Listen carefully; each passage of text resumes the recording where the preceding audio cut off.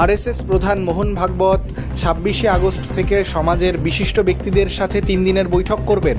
গেরুয়া সংগঠনের শতবর্ষ পূর্তি উপলক্ষে আয়োজিত এই অনুষ্ঠানে অভিনেতা, কূটনীতিক, রাষ্ট্রদূত, সম্পাদক এবং ধর্মীয় নেতারা উপস্থিত থাকবেন। তবে পাকিস্তান এবং বাংলাদেশ থেকে কোনো আমন্ত্রণ জানানো হয়নি। আরএসএস নেতারা জানিয়েছেন যে ২০১৮ সালের পর প্রথমবারের মতো এই ধরনের বৈঠক হচ্ছে। ২৬, ২৭, ২৮শে আগস্ট দিল্লিতে এই বৈঠক অনুষ্ঠিত হবে এবং এরপর অন্যান্য রাজ্যেও এটি অনুষ্ঠিত হবে। অখিল ভারতীয় প্রচার প্রধান সুনীল আম্বেকর জানিয়েছেন যে ৩ দিনের কর্মসূচিতে মোহন ভাগবতের ২ দিনের বক্তৃতা থাকবে এবং ৩ দিনে বিভিন্ন বিষয়ে আলোচনা হবে। আম্বেকর জানিয়েছেন যে ধর্মীয় নেতা, বিভিন্ন দেশের রাষ্ট্রদূত, অভিনেতা, চিন্তাবিদ এবং গণমাধ্যম কর্মীদের ডাকা হবে। তিনি আরও বলেন যে পাকিস্তান, বাংলাদেশ এবং তুরস্ককে আমন্ত্রণ জানানো হয়নি।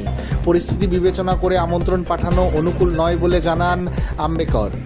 ব্যুরো রিপোর্ট, রাষ্ট্রীয় প্রসার বাংলা।